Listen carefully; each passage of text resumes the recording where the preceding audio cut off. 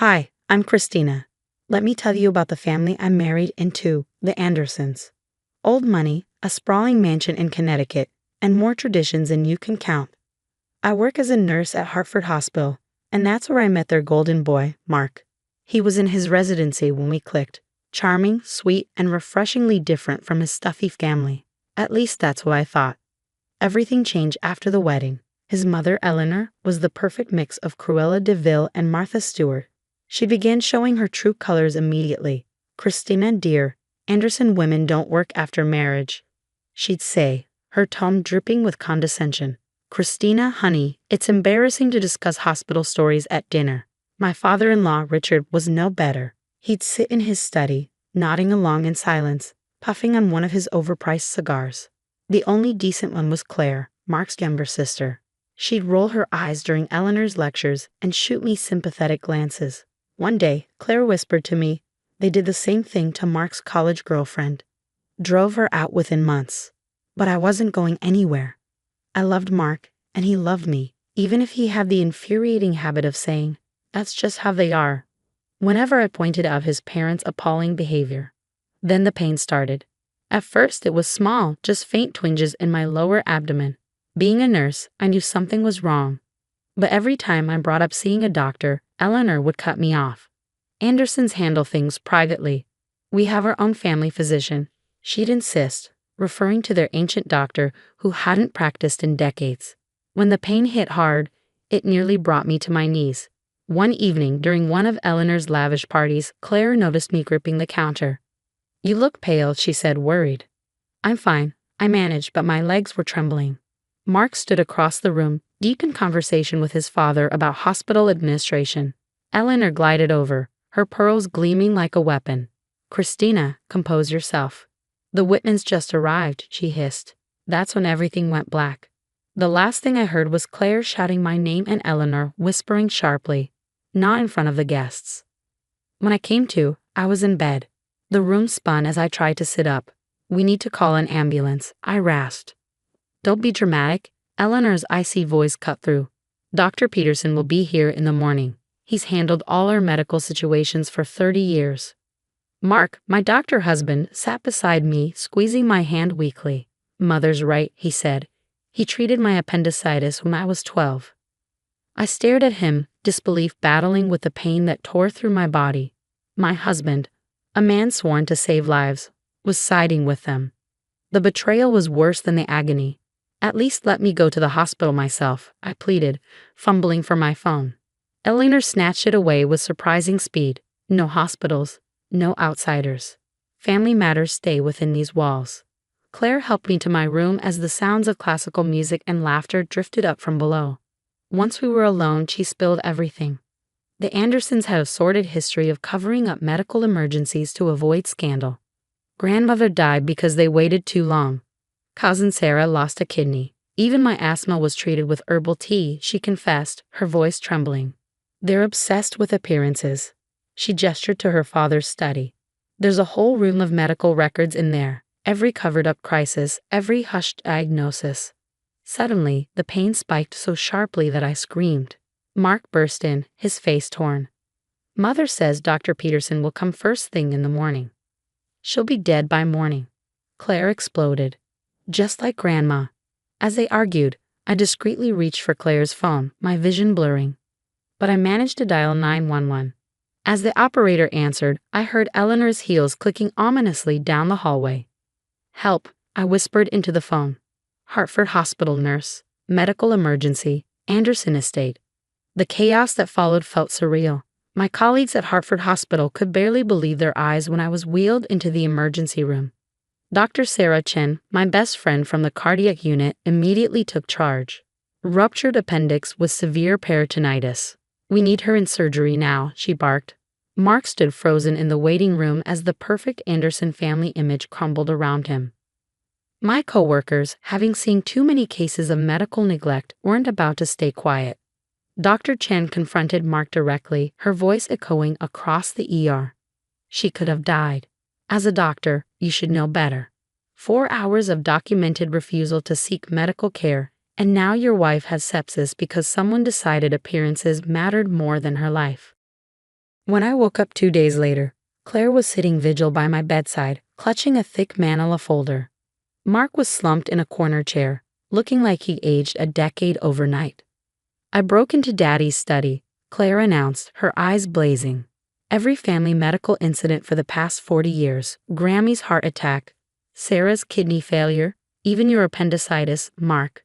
Everything they tried to hide. Mark finally stirred. I never knew. I remember being sick, but Mother always said it wasn't that serious. They gaslighted you your entire life, Claire snapped. Made you think their way was normal. Well, guess what? Christina's medical team is building a case. Criminal negligence, medical endangerment, they've got it all documented. That's when Hurricane Eleanor burst into the room, Richard trailing behind her. How dare you air our private matters, she hissed. I've already spoken to the hospital board about your staff's unprofessional behavior. Shut up, Mother. Mark's voice was quiet but firm. The room froze. He'd never spoken to her like that before. I've read the files, seen the evidence. You nearly killed Christina, just like you almost killed me, just like you killed Grammy. It stops now. Eleanor's face turned purple with fury. Everything I did was to protect this family's reputation, you ungrateful. Protect? I interrupted, sitting up despite the pain. Anger gave me strength. You left Sarah with one kidney. You watched your mother die rather than call an ambulance. You made your own son think suffering was normal. Some protection. Claire smiled grimly. The board already has copies of everything. Turns out, they're not big fans of wealthy families covering up medical emergencies, especially when one of their nurses was nearly killed. Richard stepped forward, likely preparing some patriarchal defense, but Mark cut him off. Get out. All your precious society friends will know exactly what kind of family the Andersons really are. Every single detail. Eleanor backed toward the door, sputtering, while Mark took my hand. I'm so sorry, he whispered, but they'll never hurt anyone again. Claire smirked. And we're just getting started. The medical board hearing became the scandal of Hartford's elite social circle. Eleanor and Richard sat stiffly in their designer suits as doctor after doctor testified about the Andersons' pattern of medical neglect. Their precious reputation unraveled thread by thread. Dr. Chen didn't hold back. Not only did they deny care to their daughter-in-law, she said, but we've uncovered 17 separate incidents of medical emergencies hidden or improperly treated, 1 resulting in death, 3 in permanent disability. The Anderson family lawyer looked like he was having an aneurysm. He might as well have been trying to defend the indefensible. Claire's documentation was airtight, and my medical colleagues refused to mince words. Mark testified last. I was conditioned from childhood to accept this as normal. My medical training was constantly at war with their family traditions. But watching them nearly kill my wife, that opened my eyes to decades of abuse. Eleanor's perfectly composed mask finally cracked. We were protecting you, all of you. Protecting us? I shot back, standing despite the still healing incision. It cost Sarah her kidney, cost your mother her life, and almost cost me mine. And for what? So you could keep hosting your charity galas? The board's decision was unanimous. Eleanor and Richard were charged with criminal negligence and medical endangerment. Their social empire crumbled as former friends scrambled to distance themselves. The mysterious illnesses and deaths in the Anderson family were no longer a mystery, but I wasn't done. During my recovery, I started a support group for survivors of medical neglect and family abuse. You'd be shocked how many wealthy families cling to similar traditions. Claire became our star advocate, using her insider knowledge to help others break free.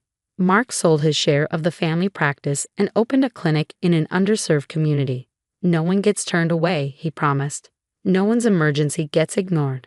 Last week, I recently spoke at a medical conference about recognizing signs of familial medical neglect. Claire tells me that Richard now spends his days alone in that massive house, all his so-called friends gone, surrounded only by the very medical records that exposed his empire. Karma has a sense of irony, doesn't it? As for me, I'm still a nurse, but now I specialize in helping abuse survivors navigate the healthcare system. Every time I help someone escape a situation like mine, I think about that night I collapsed on their pristine Persian rug. Sometimes the best revenge isn't retribution, it's ensuring no one else suffers the same fate. That concludes Christina's shocking story about the dark underbelly of the prestigious Anderson family. But let's take a moment to reflect. Imagine being in a life or death situation like Christina's, where your spouse, a medical professional sworn to save lives, chose family reputation over your survival. What would be your breaking point? Could you rebuild trust as Christina did when Mark finally stood up to his parents? Or would his initial inaction, his compliance with Eleanor's cruelty, be an unforgivable betrayal? Consider the layers here. Mark watched Christina suffer for hours while following his mother's orders, knowing full well the potential consequences. He had been conditioned since childhood to prioritize family image over health and safety. Yet, he eventually found his courage, broke free from his parents, and dedicated his life to making amends through his new clinic. So, which is worse? The in-laws' active cruelty or Mark's passive compliance? And at what point does childhood conditioning stop being an excuse for harmful adult behavior? I'd love to hear your thoughts and experiences in the comments. Would you have called 911 sooner than Christina did? Would you have pressed charges against the in-laws? What would it take for you to forgive a spouse who initially chose their toxic family over your life? If this story resonated with you, don't forget to hit that like button and subscribe to the channel. Your engagement helps these important stories reach others who might need to hear them. Share your thoughts below, and let's have a real conversation about family loyalty, survival, and the courage to break toxic cycles. Turn on notifications so you don't miss the next story that might make you question everything you thought you knew about family dynamics. Together, we're building a community that supports survivors and holds toxic behavior accountable. Let's keep the conversation going.